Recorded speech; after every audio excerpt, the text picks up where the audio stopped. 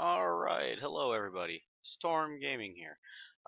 We are going to start playing Sid Meier's Civilization 6.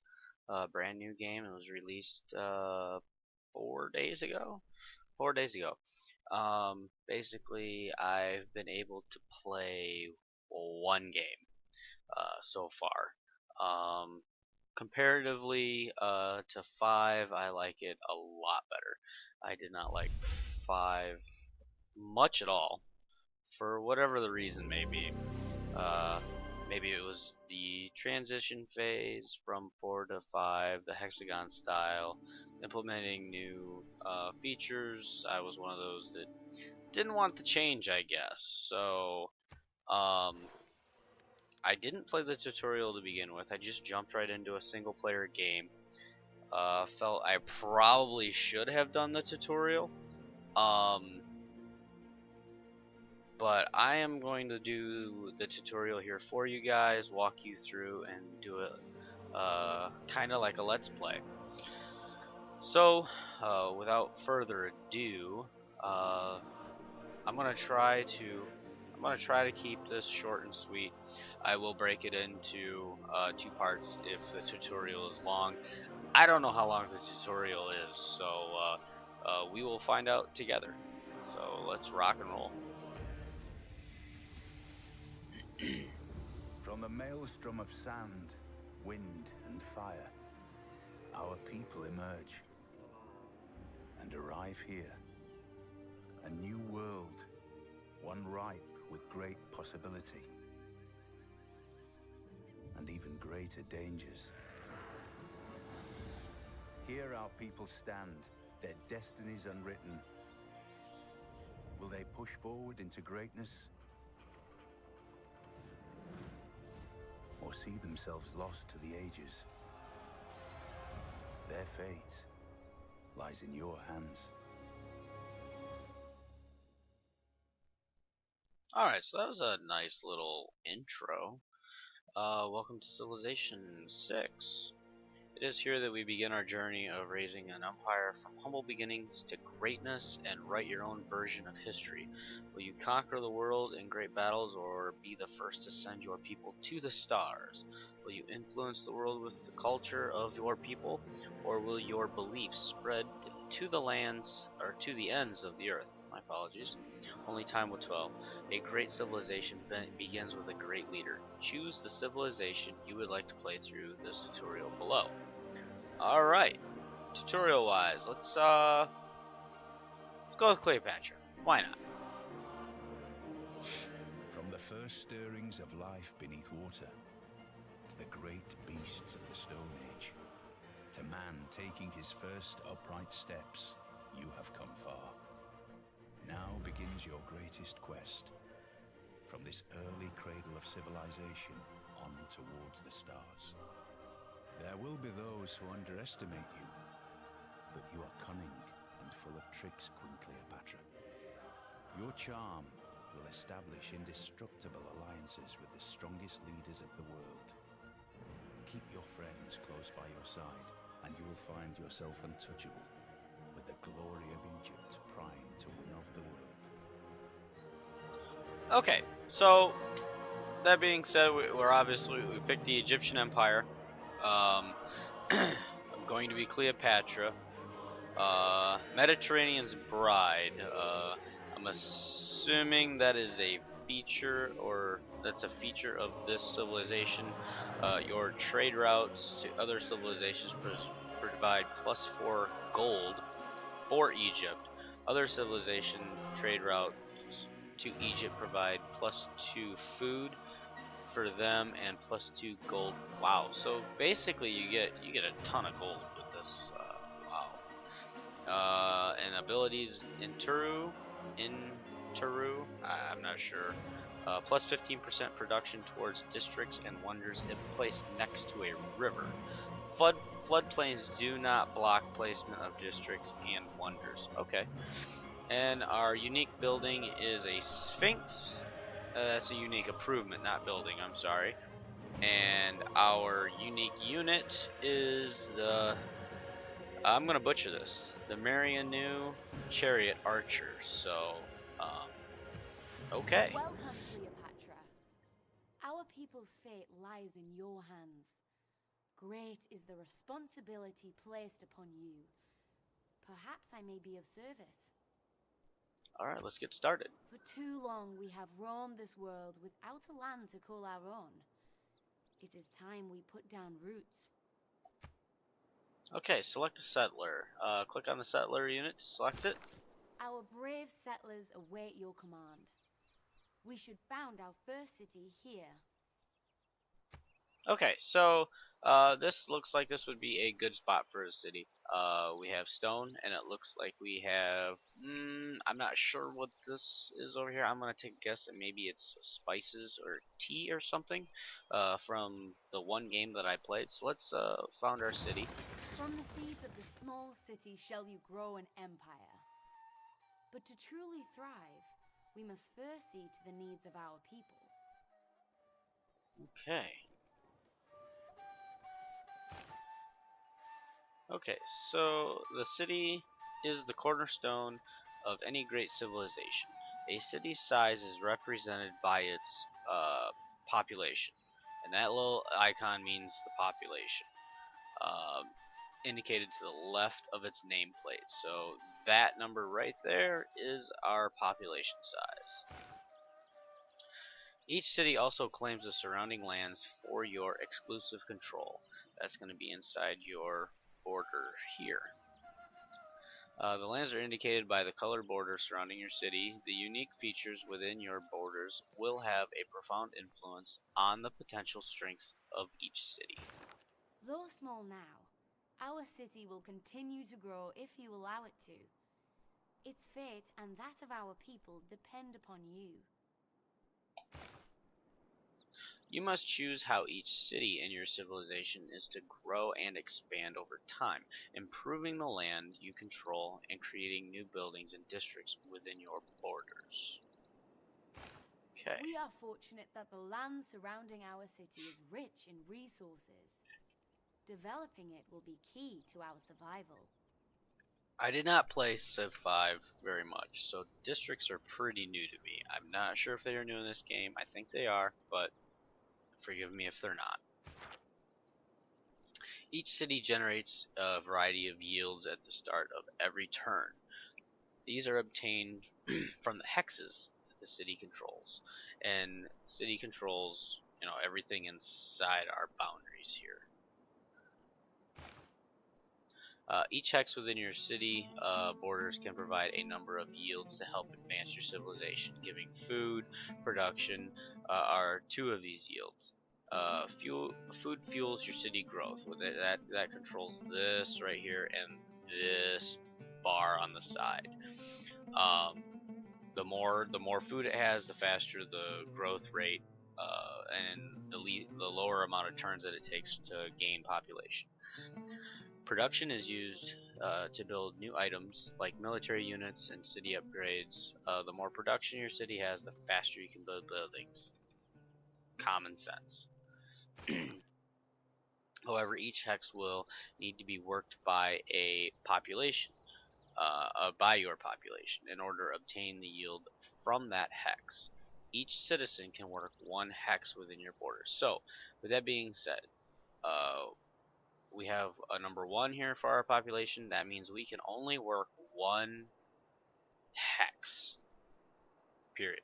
That's all we can until our population increases. We are blessed to have such bountiful lands within our borders.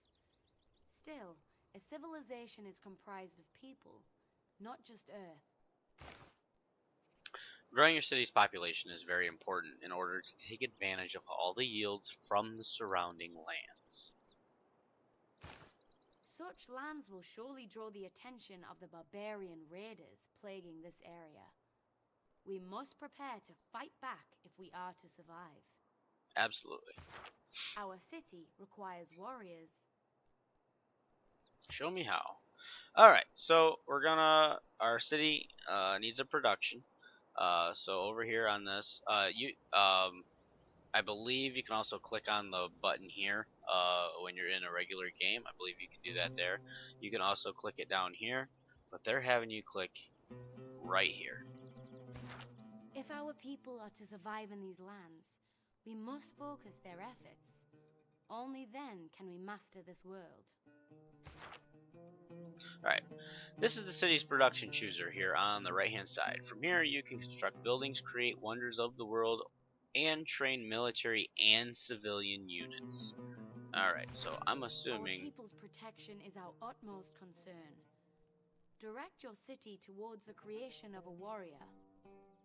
Okay, so that's what I figured. I figured they would do warrior, so we're going to select Training that. has commenced.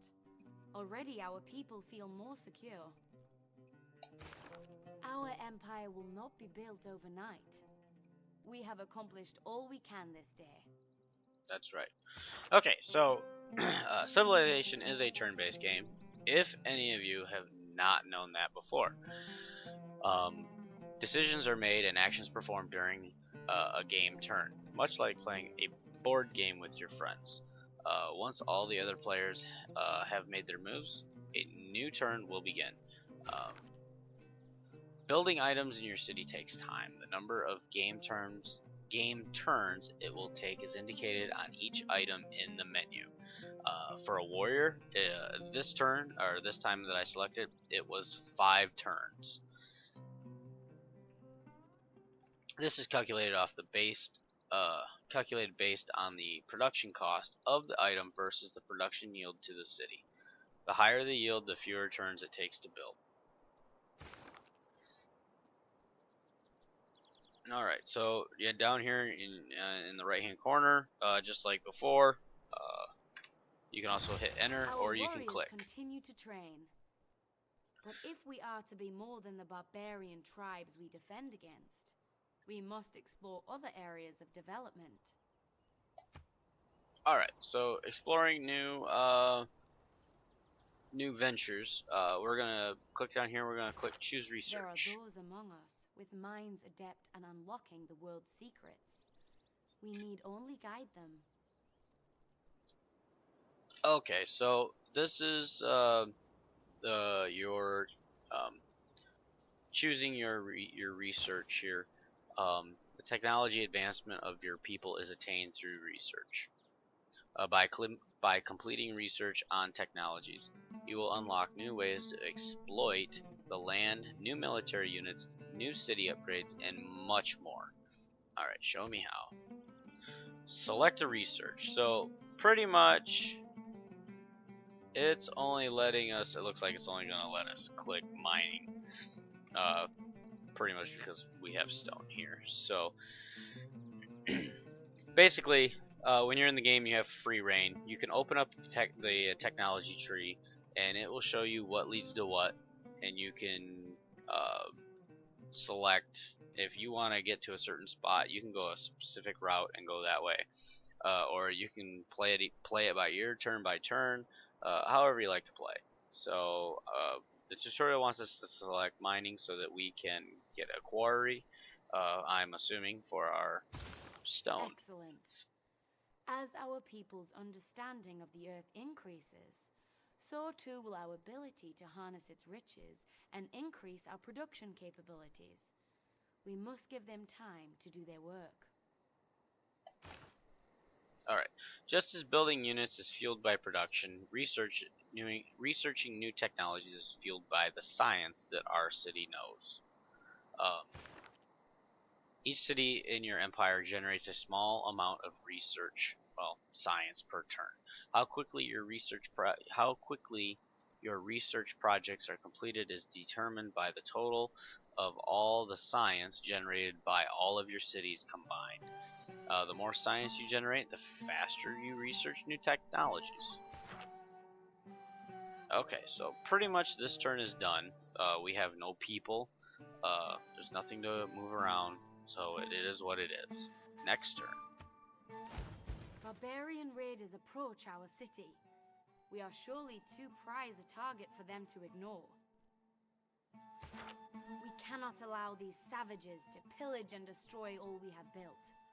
Our warriors have completed their training. Let us commit them to battle. Okay. For the purpose of this tutorial, the game has rushed the production of this unit. Normally the production would have taken several more turns to complete. It would have taken 4 more turns. 3 more turns. My bad. So, here we have it. We're going to zoom in. We're going to select our warrior. Warriors are the blade with which we will strike down our enemy. They need... Alright, so military units can attack enemy units by moving into the hex. Right click, so you see it grabs our, and then we can select what we want. Right click on the barbarian unit to attack it. Try doing that now. Here we go. Bingo, bango, Victory. bongo. The barbarians have learned we are not a people to be trifled with. Still, they will return, and next time I fear they will not take us so lightly. We should take advantage of this lull in hostilities. With our warriors now prepared, we may focus our production capabilities towards the city itself. Alright. Task which must be completed before you can end your turn will appear in the notification panel in the bottom right hand corner of your screen, down here. Okay, since production has finished in the city, you get a reminder that you need to choose the next thing to produce before you can end your turn. So, we're going to come down here. Like I said, now that it has the gear here, you can click this in the regular game. It looks like it wants you to click over here though. The lands surrounding our city are fertile, yet as of now, they lie undeveloped. We must create a workforce if we are to make the most of the resources within our borders. Okay, so from previous games, Civilization, I want to say 5, it was called a worker. I know 4, it was definitely called a worker, and 3, it was called a worker. So they've changed the name from worker to builder. And that is how you improve your land around your city now. Excellent. The skills these builders will attain will dramatically improve our civilization. A builder unit has been added to the city's production queue. It will take several turns to complete its training. Since there are no remaining decisions that need to be made this turn, the next turn button is displayed. So it is down here. We can end our turn and we can move forth. While our builders train to improve life within our borders, we must not ignore the lands beyond them. The only way to truly master this world is to understand it. Show me how. At the beginning of the game, your city and the lands immediately around it are revealed, but the areas beyond, represented by blank parchment, indicate parts of the world you have not yet explored. Beyond combat, our warriors make for ideal explorers in this uncertain and hostile world. You need only give the word, and they shall set forth into the unknown. Okay, so we need to figure out the land around us. We need to figure out where our enemies are. We need to figure out other civilizations so we can find trade routes. There's many things out there we need to find. So let's so we're gonna left click. Warriors units have a movement range of 2. The blue colored indicator shown on the land, which is the line here, this hexagon outline of the lands. That unit displays the furthest the selected unit can move in a single turn. So that is Alone, the length on it foot, can go. the wildlands take a heavy toll on our troops. Perhaps there is a smoother path.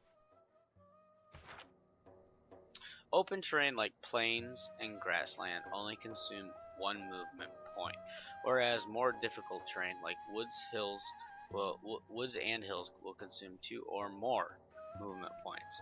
Move the warrior unit to the highlighted location by right clicking. So it wants us to go here. So that's what we're gonna do. Already our warriors' efforts bear fruit. Alright. They have come upon a small tribal village. Exploring tribal villages can give your civilization one of many instant benefits, like granting an additional population in one of your cities, or awarding gold. It is a good strategy to explore as many tribal villages as possible. This people seem different from the barbarian tribes we encountered. Perhaps we should make contact instead of combat. Since your warrior unit has used all of its movement points, it is done with its actions this turn. Production and research tasks are still in progress, so there are no other decisions to be made, which in turn is why the end turn and next turn is right here.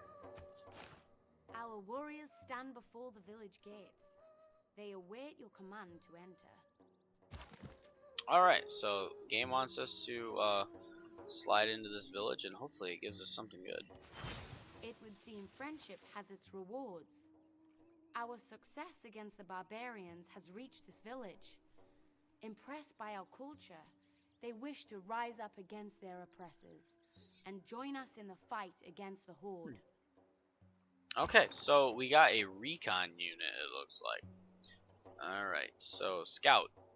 All tribal villages will grant a reward when explored by a player. This tribal village has granted you a new Scout unit, which has appeared in your city.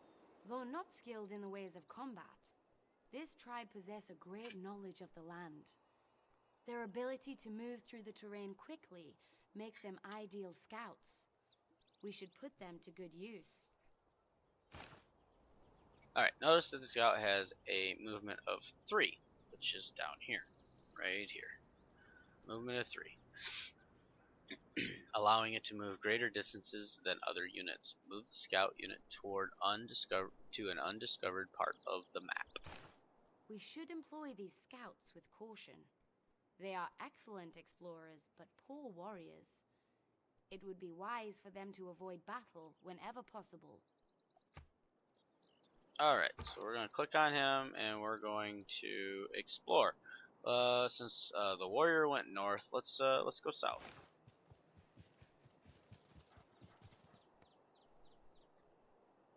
And nothing else to do, so we'll end our turn. Exploration may bring many rewards, but let us not forget the safety of our capital. We should direct our warriors home for its protection. Alright, units can be ordered to move longer distances by giving them a multi-turn order. This will eliminate the need to give a separate move order every turn to reach a destination. So we're going to click on that, and we want, oh, it wants us to click there. Try ordering the warrior to return to the city. So we're going to move to the city. It's going to take 2 Our turns. Scouts await orders. They must explore and teach us about new lands yet undiscovered. Our city continues to prosper. Already our people thrive and our population grows. Okay, so our population did go to 2. The population of your first city has grown from 1 to 2. As long as the city is well fed and its people are happy, it will continue to grow. The population, or the citizens of the city, work the surrounding plots inside your border colors here, contributing to greater yields. Higher populations contribute to faster science research, faster city production, and faster culture growth. Also more gold too. It doesn't say that though. It is always a good strategy to not only found new cities to expand your realm, but also to grow those cities. Alright, so we need to keep exploring. There are no further matters to attend to today. Very good. And there is another village right here, just popped up, as you can see right here. So we will find that on our next turn. While our forces prepare the defense of our city, our best minds have discovered how to extract precious resources from the earth itself. With an abundance of valuable stone nearby, our builders may be able to exploit this knowledge when they complete their training. Absolutely. Your civilization will always be researching a technology. Because you just completed mining, you must now choose what to research next before you can progress to the next turn. Our people delight in the pursuit of knowledge. We need only direct their efforts, and they shall uncover yet another mystery of this world. Alright, so same thing down here with the next step that needs to go with our turn. We're going to choose research, and all the way through here, these are the ones that open up now. It wants us to select pottery, which offers us a granary. A wise decision. Our people may now uncover new uses for the materials we unearth in our mines and quarries. But let us not forget the exploration efforts of our scouts. There is a whole world before us to uncover. Alright, research has begun on the pottery technology. End your turn once you have moved your scout unit. Alright, so let's find that village. And they give us another recon unit.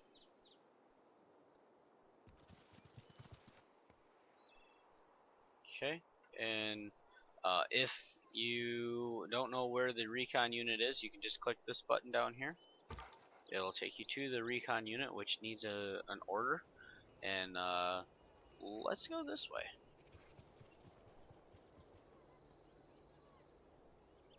And when we click next turn, it will move the barbarian on its own because it's we selected to do it on 2 Our turns. citizens rejoice at the return of our brave warriors. Perhaps they should fortify their position to defend against the barbarian threat. Alright, show me how. When not advancing a military unit, it is often a good idea to fortify the unit. When ordered to fortify, the unit will spend up to 2 turns digging in, which will increase their combat strength if they are attacked. So we're gonna hit it right here, fortify. Excellent. With our warriors entrenched in their positions, our people are secure. It would be wise to maintain this advantage for as long as possible. Alright, this unit will now have an advantage against combat when only defending. Only defending. If you go to attack, you lose that bonus. Continue to explore the world.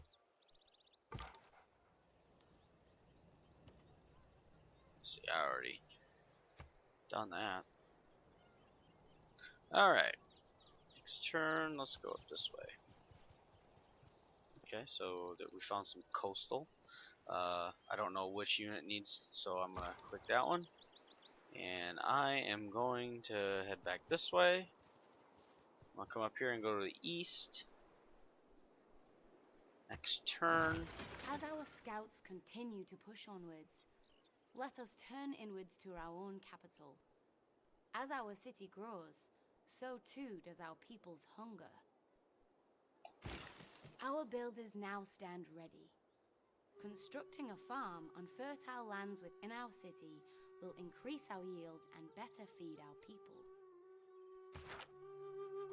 Builders construct a wide variety of improvements to your land. I think in the game that I was playing, I was to like 9 or 10 city improvements that I can build on my hexes. Plains and grassland plots are ideal for farms, which help increase your population because that increases your food yield. So we're gonna move our builder here. These plains possess rich soil, an ideal spot to plant our first crops. So down here, these are our 3 items that we can pick for our hexes. We have build a farm, which gives us +1 food on that yield tile. Excellent. With their stomachs full, our people prosper, and our population shall only grow. Alright, so to get to this point, there is a button down that you can select down on the bottom down here that's outward. Uh, Tutorial just took you straight there. So there's not much I could have done there, but constructing a farm here increases the food yield. As you can see, this is the same tile that was over here.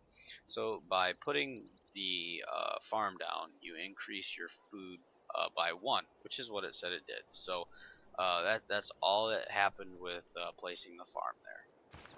But remember, our builder's strength is not infinite. We would be wise to make the best use of their talents before exhausting them. Builders can build up to three improvements before exhausting their workforce. This number is indicated in the unit panel. This builder unit has consumed 1 of its workforce from building the farm and now has 2 remaining. With their basic needs met, our people now have the capability